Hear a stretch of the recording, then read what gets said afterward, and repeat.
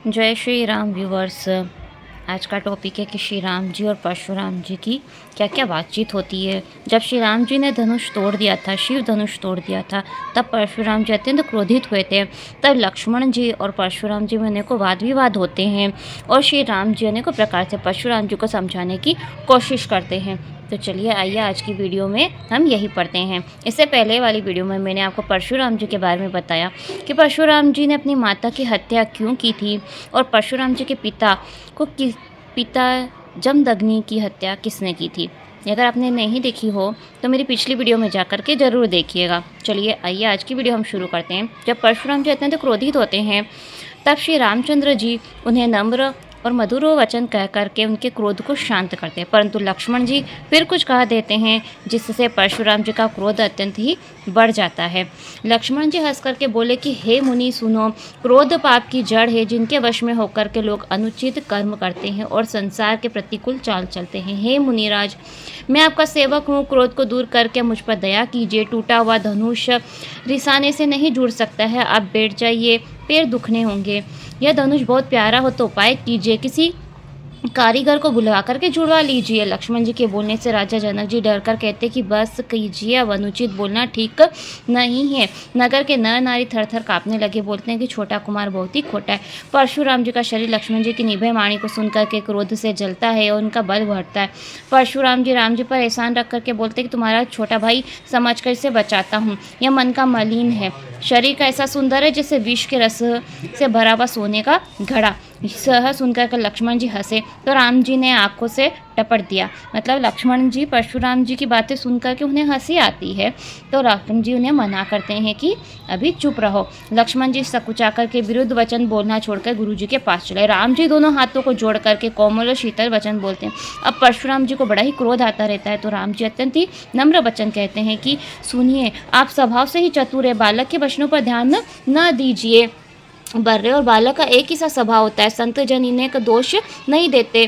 फिर इसमें तो आपका कुछ काम ही नहीं बिगड़ा है, नाथ आपका अपराधी तो मैं हूँ।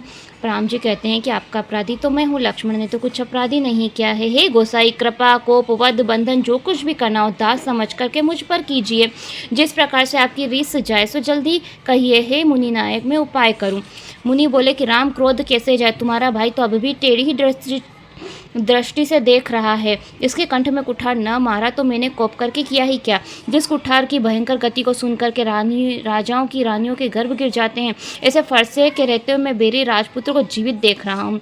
हाथ नहीं चलता, रीस के मारे छाती जला रही है। राजाओं का घातक कुठार भी कुंठित हो गया, विधाता विपरीत हो गया, इससे मेरा स्वभाव बदल गया, नहीं तो मेरे हृदय में किसी के ऊपर भी दया कैसी। श्री परशुराम जी कहते हैं कि मेरे हृदय में किसी के ऊपर कोई दया नहीं है।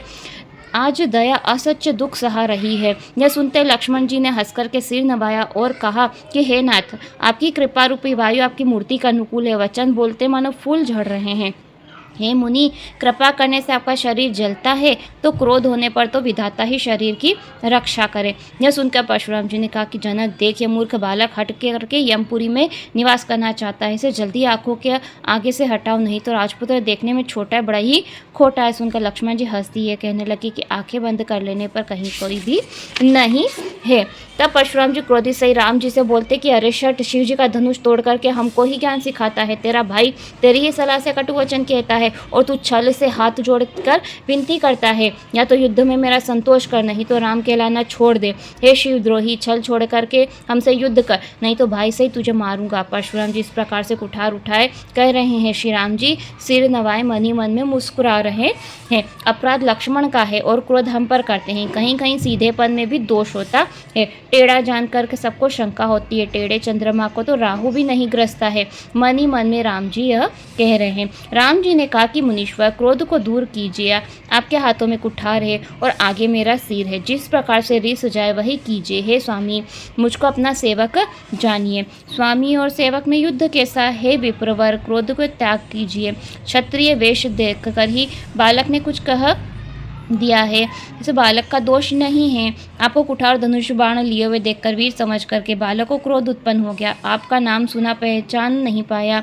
इसने अपने वंश के स्वभाव के अनुसार उत्तर दे। इस प्रकार से राम जी, परशुराम जी को अनेकों प्रकार से विप्र पर महामुनि कहते हैं, नम्र वचनों से बात करते हैं, परंतु परशुराम जी का क्रोध शांत नहीं होता है। परशुराम जी कहते हैं कि तूने मुझे नीरा ब्राह्मण जाना है, मैं जैसा ब्राह्मण हूँ तुझे सुनाता हूँ। मेरे धनुष को स्वाहा, बाणों को आहुति और मेरे कोप को महाप्रचंड अग्नि समझो। स्वामी चतुरंगिनी सेना समितियाँ हैं, बड़े बड़े राजा आकर बलि के पशु हैं, मैंने इसी कुठार से काट करके उनको बलिदान दिया है। मेरा स्वभाव तुझे मालूम नहीं है, ब्राह्मण के धोखे निरादर करके बातें कराए। धनुष तोड़ने पर तेरा अहंकार बहुत बढ़ गया है। मैं ही हूँ मानो संसार को जीत करके मेरे सामने खड़ा है। राम जी ने कहा कि मुनि विचार कर कर बोलिए, आपकी रीस बड़ी है और हमारी भूल छोटी है। हाथ से छूटे ही पुराना धनुष टूट गया, मैं किस कारण से अभिमान करूँ। श्री राम जी ने तो बिल्कुल ही आसानी से धनुष तोड़ दिया था। वही कहते हैं कि पुराना धनुष है तो छूते ही टूट गया, मैं किस कारण से अभिमान करूँ। हे ब्रह्मनाथ, हम जो आपको ब्राह्मण कहकर निराधार करते हैं तो सत्य सुनिए, संसार में ऐसा कौन योद्धा है जिससे हम डर से फिर सिर झुकावे।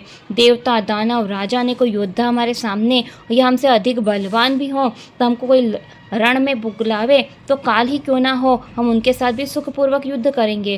क्षत्रिय का शरीर धारण करके जो युद्ध में डर गया उस कुल कलंकी और नीच जानना चाहिए। मैं स्वभाव से ही कहता हूँ, कुल की बड़ाई करके नहीं। रघुवंशी रण में काल से भी नहीं डरते हैं। ब्राह्मण वंश में ऐसी प्रभुता है कि जो आपसे डरता है वह निर्भय हो जाता है।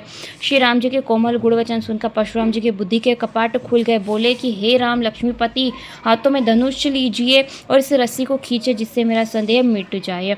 वह धनुष देने लगे तो आप ही चला गया। परशुराम जी के मन में आश्चर्य। यह परशुराम जी ने राम जी की बातें सुनी तो उन्हें यह उनके मन में ज्ञान उत्पन्न हुआ कि राम जी ही विष्णु जी के अवतार हैं। इस पर कहते हैं हे लक्ष्मीपति, इसीलिए कहते हैं कि ये धनुष को खींचे जिससे मेरा सारा संदेह दूर हो जाए।